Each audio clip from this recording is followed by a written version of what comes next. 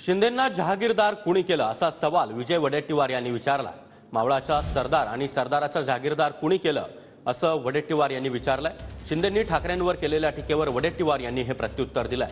राजा का बेटा राजा नहीं बनेगा असं म्हणत शिंदेंनी ठाकरेंवर जोरदार टीका केली होती।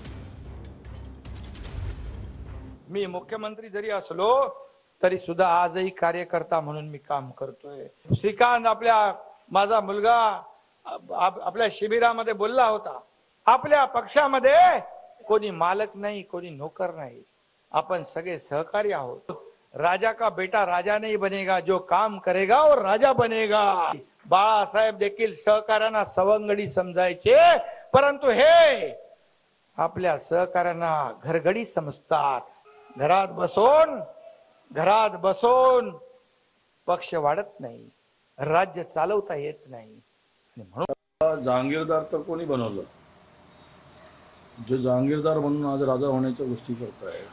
म्हणजे मला वाटतं की पहिले मावळ्याचा सरदार केला, सरदारचा जहांगीरदार केला, आता जहांगीरदारचा राजा होण्याची अपेक्षा असतील तर राजा होत असताना ज्यांनी राजा केला आहे त्याच्याच डोक्यावर पाय ठेवून राजा होणं तर जनता थोडीच ठेवणार।